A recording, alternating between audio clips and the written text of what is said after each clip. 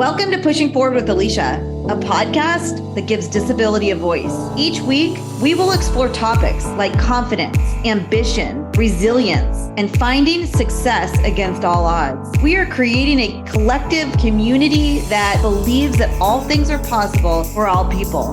Open hearts, clear paths, let's go. Welcome back to Pushing Forward with Alicia. I'm Alicia Anderson. It is Congenital Heart Defect Awareness Week. My family, my twin sister Regina and her husband Shane, they are man and wife. And I am so happy that they are on to share a little bit about their personal story. And before we jump in, because I have a slew of questions, I saw a quote right before we started, and it was from a gentleman named Jeff Hood, and it was, "The strongest hearts have the most scars." And I thought that was pretty amazing. I know. Tears to my eyes. Shane Weinstein is my amazing brother-in-law, and he is making his debut on the podcast. Shane, welcome. A special welcome to you. Thank you, too, for your time. Thank you. Thank you, sister. Yeah. I think we should start with, if you don't mind, laying down a little framework. Can you share a little bit about your personal journey as a mom and dad with congenital heart defect and how that's entered your lives? Sure. I'll jump in. It entered our lives almost 7 years ago, actually around 7 years ago. Shane and I had been on a very strenuous, exhausting, difficult birth story, trying our hardest to find that path to family. And we were blessed with this pregnancy of our daughter and so excited that it had come to life finally.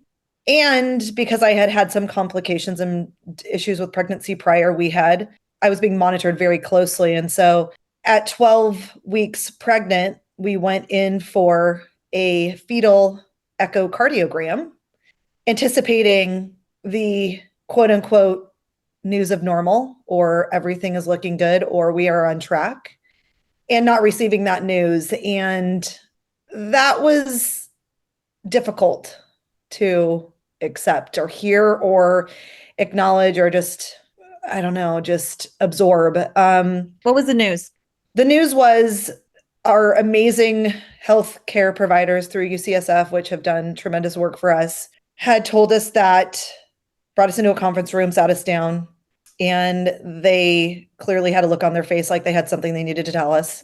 And they told us that our daughter, we didn't know she was a girl at the time, but our baby had the diagnosis of tetralogy of Fallot, which is a pretty commonly known congenital heart defect. And we didn't know what that meant. I didn't even know how to pronounce it. I didn't know how to say it. I didn't know how to believe it. And the first thing I thought was, get me out of here. I don't want to listen to this, and I need a second opinion. But UCSF is a second opinion place. And so what we did was just take a deep breath and try to get more information. So it was early in our journey, is my point. Very, very early. And Shane, what were your initial emotions, thoughts to this news delivered to you, both of you? It's a great question, because I don't think at the time we knew how to think. It's a very, very sobering reality for people who are completely oblivious to what the word means, let alone how it's going to affect your life for the rest of your life, to be very honest with you. So, I mean, when they say you have tetralogy of Fallot, I mean, you could have told me that she was going to be born with something else, and I would have believed you. I didn't know what it meant. But what I can say is, as Regina spoke about, our journey didn't start there. Our journey started with multiple miscarriages previous to that. So the desire and the want that I knew that was in our hearts to make this happen, and this was the last time, that to be hit with this type of news was, I didn't know how to handle it. I didn't know whether to cry. I didn't know whether to be mad. I didn't know what was going on. And so it took a little while to calm your nerves and start listening to people who are the professionals. That's what we've had to learn over time, is you need to put your trust in the people that know exactly what they're doing, because you're going to learn all of this, but you're going to learn on the fly. And they already knew all of this stuff. So being called into a back room is never a good feeling. I can tell you that right now. Being called into a room where there's 10, medical professionals, and you're wondering what they're about to tell you, it isn't a good feeling. But it was a feeling that I think that we were more prepared for maybe than other couples, simply because we had already been through some pretty serious tragedy previous to this. So to answer your question, I didn't know how to take it, but it was very quick that I understood that we were going to figure this out together. And I also heard you say, which I think is probably really good advice for any other parents that are out there, as scary as that a diagnosis might be, take a deep breath, lean in on the professionals, the teams that are surrounding you, and maybe navigate slowly in understanding it's going to be a tough process. Are there any other advice that you can give parents that get that like sobering news right then and there? It sounds, everybody's going to tell you this. You just put one foot in front of the other. You put one leg in your pants at a time, like everybody else does. To put things into perspective, we had already had a child that didn't have a life-sustaining, heart condition. It wasn't life-sustaining. We had to cancel that pregnancy. But in front of us, you just have to, like I said, you got to listen to them.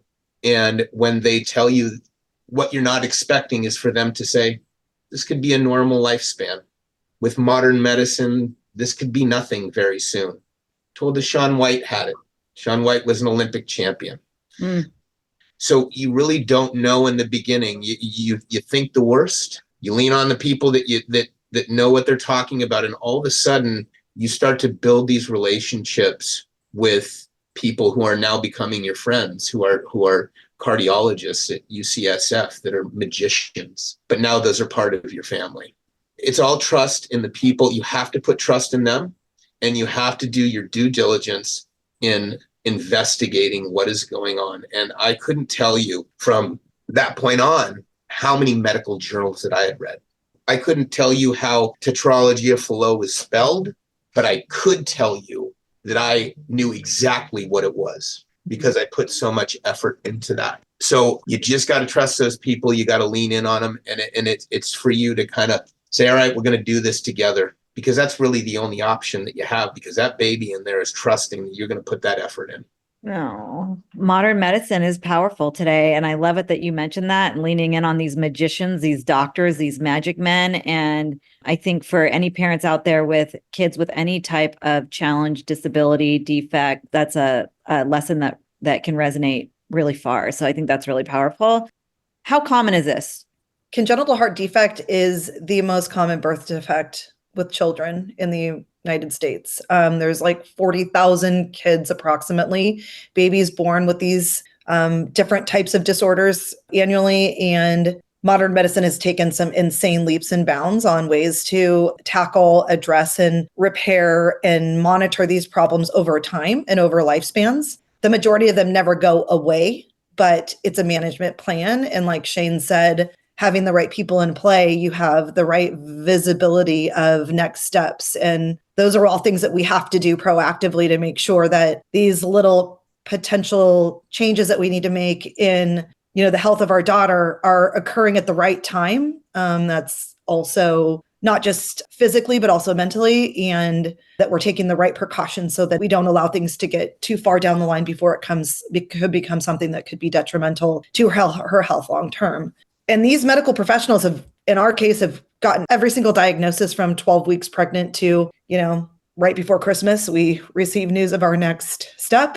And it's just, all of it is, tends to be right on point. They just haven't missed a beat. They've gotten it all right. So this is a common thing. There's a lot of families out there who have been exposed to different types of heart defects, whether that's a hole in your heart, which is really common, sometimes closes and heals itself, to some of the most severe cases where you have to literally rebuild the heart to function in different ways because the body just did not build it as it traditionally does when the baby was in womb.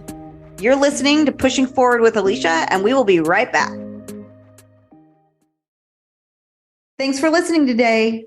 If you have an episode idea, know someone I should interview, or have a story that needs to be told, reach out to me at aliciaanderson.com. That's ALYCIA Anderson with an O.com.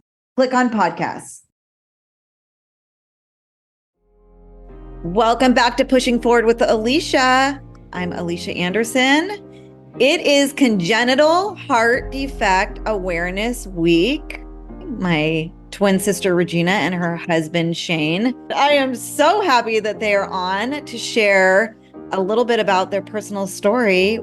Can we talk about, as much as you're comfortable with, like Ella has had to fight, prove, overcome a lot of milestones. Like, what have been some of the significant milestones that she's had to collectively with y'all and her team kind of had to fight, prove, and overcome? Because you just mentioned one, like there's another surgery coming up. Yep. We were told when I was pregnant and along through the pregnancy that her case was critical, but less severe than some. She was considered a pink baby versus a blue baby. Some babies are born blue. They don't have the oxygenation that they need, and they go directly into surgery right away. Ella did come out a pink baby. She thrived on her own until she was about 3 months, which was very close to when we had decided to start planning for the first open heart surgery. And she started showing us signs that she needed the surgery a little sooner. She was, turning blue, kind of gray, her hands and her limbs. And so we did go into action sooner than we expected, but not much. But still in that circumstance, we were not critical. We were we were in the hospital and they kept us in the hospital, but they had much, more critical cases going on around us. And we kind of were in a holding pattern until the doctor had the time to work us into the schedule due to severity. So they did a handful of repairs at that time, including some valve work. She had, I guess you could consider it what Shane, right? Like a hole in the heart type of situation where they had to close up her ventricles, if I'm saying that correctly. And we went home and she thrived and she ate and she grew and she was great. And, she was a little delayed in certain things associated to like traditional child development, crawling. She did differently, rolling over. She didn't have the benefit of that as most children do. So there's certain things that were a little bit different for us, but she thrived. She was like 3 months open heart surgery, and that was powerful to watch her power and navigating and being as resilient as she was as that little tiny infant. And I remember how scary it was for all of us, specifically you two. And I remember a moment in the hospital that was so beautiful where she was turning blue. All the nurses ran in and you and Shane were just like arm in arm among this team of really angels that were, caring for her and saving her and taking care of her and healing her. And I think an important note, at least from my perspective, is sharing how important it's been and beautiful it's been for you two as her parents to be arm in arm in this like advocacy and walking through this path that has been very scary at times. That particular experience, like you're in the hospital and you hear code white, code blue, code red. She coded. She was not breathing. She was purple. It was announcing all through the hospitals. The teams ran in from every avenue of the care. The entire care team ran in. And yeah, that was terrible. And the only thing that Shane and I could do was hold each other. And it hasn't always been easy. It's not easy as a couple going through some of these things, We've had to like really work hard to support each other, love each other, maintain our relationship because there is a lot of stress involved in it. But it is also very temporary. The stress, the pain, the fear, it's temporary. And these kids are so resilient and they really do. The way that she's bounced back from these very, very difficult experiences it's mind-blowing. We struggle more than she does. emotionally and physically, yes, she's going through it, but the buildup and the aftermath and those pieces are very hard on an adult versus a child. Let's be, first of all, shout out to the UCSF nurses out there, because I'm really just going to tell you right now, they run the place. They get I love doctors and I love our cardiologists. They're the best people in the world. But if you want to talk about who runs those hospitals, it's the nurses. But let's be kind of real here. A very good example it has been her aunt, right?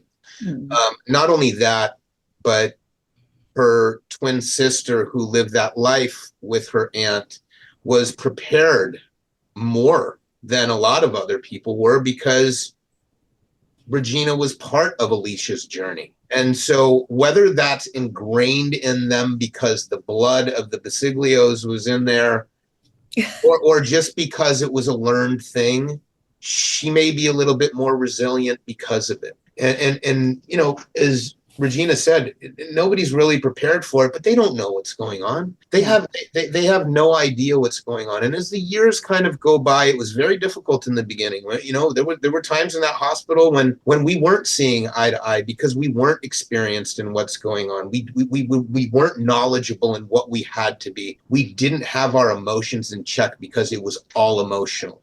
But as the years kind of go on, and that baby that was supposed to be tiny because they're a heart baby is not tiny, and that baby who isn't supposed to be running around and acting the fool all the time is not supposed to be doing that, but she is, they show you things that you're not ready for, just like you weren't ready for the diagnosis. But what they're also showing us is how awesome that can be, and how different from what the doctors say is going to happen or possibly would happen. That doesn't mean it's going to, because she's kind of defied all of those odds. So whether that's a learned behavior, whether that's in your blood, or whether that's something that you have to learn, it's a part of your life. And Regina and I have learned to embrace that rather than it being a stressor. Now, I can't say that when we go in for this next thing that we have going on here that there's not going to be times, but because this is going to be number 3, we can handle that a little bit better. And we know that our job is to be calm and to be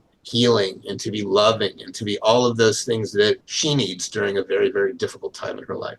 She is proving what is possible, and that she's resilient in her strength and in overcoming and all of that. She's 7 years old right now. Like, can you see aspects of her personality that she shows today that potentially are from this? I think you see it.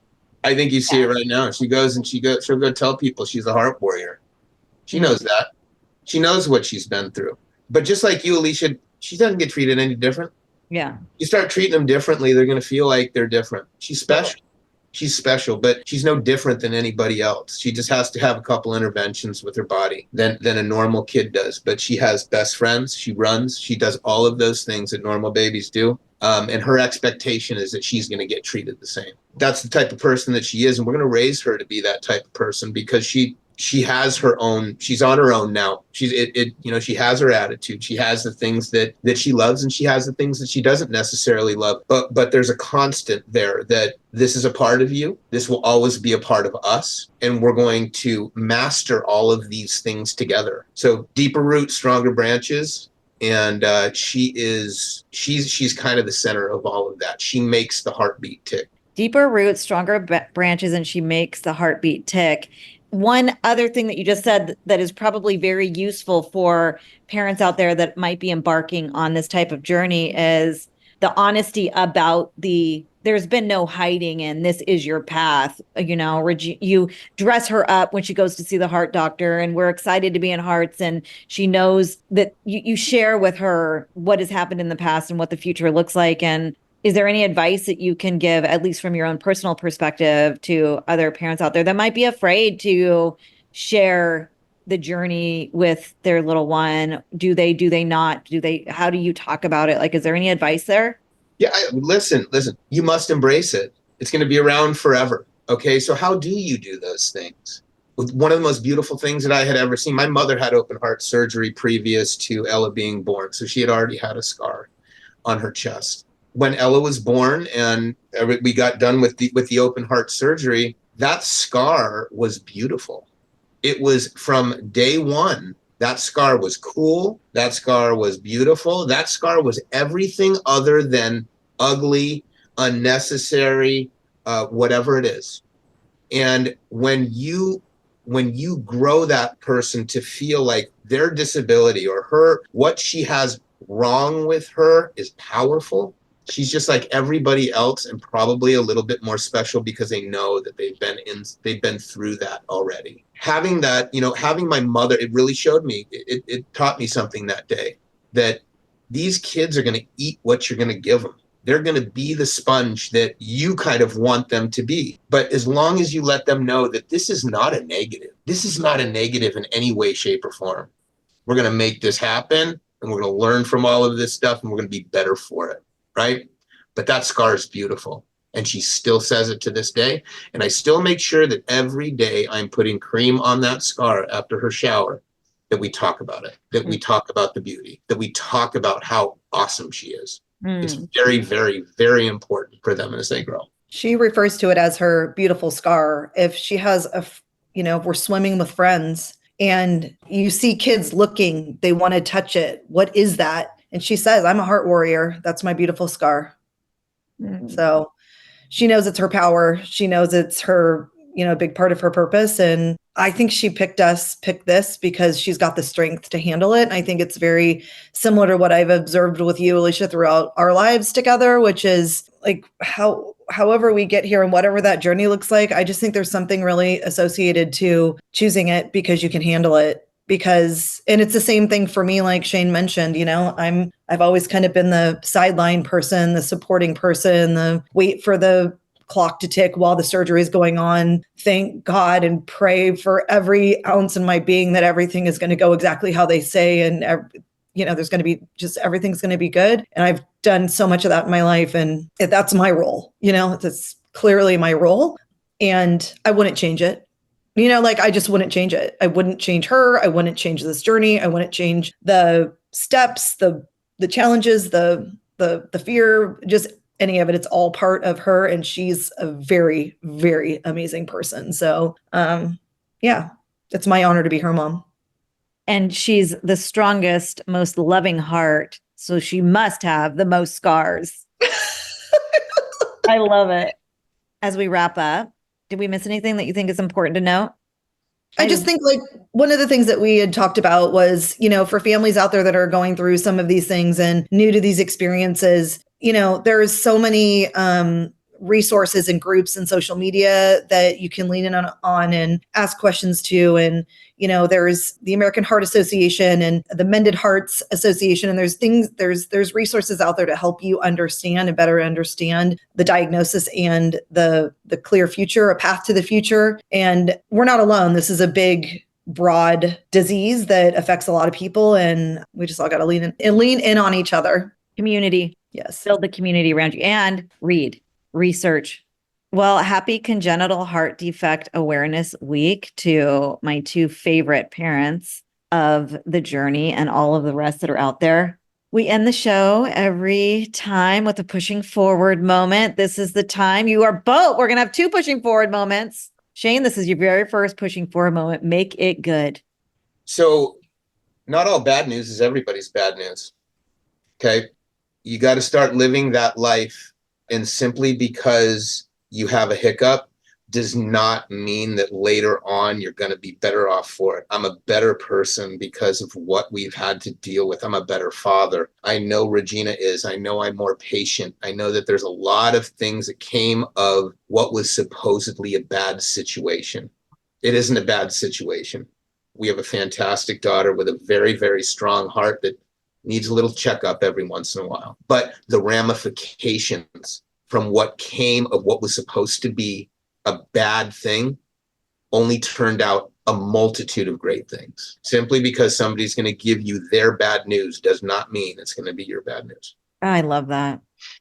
That's a tough one to beat, Reg. That's really good.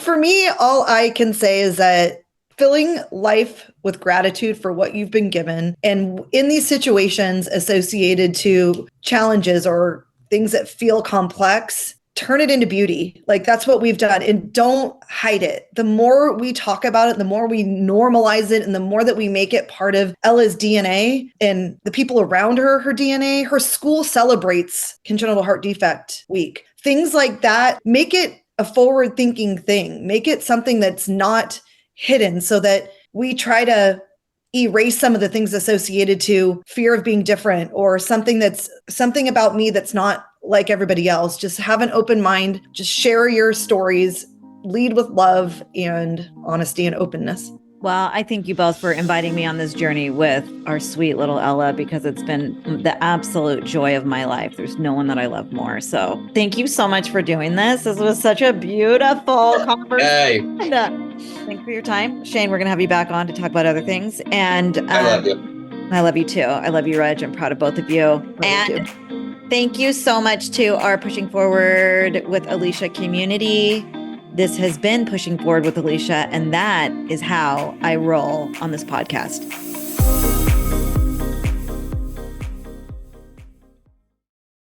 If you're an employer who would like to learn more about disability inclusion in the workplace, lessons on ableism, and how accessibility can drive innovation in your company, please check out my micro training series at aliciaanderson.com. That's ALYCIA Anderson with an O.com.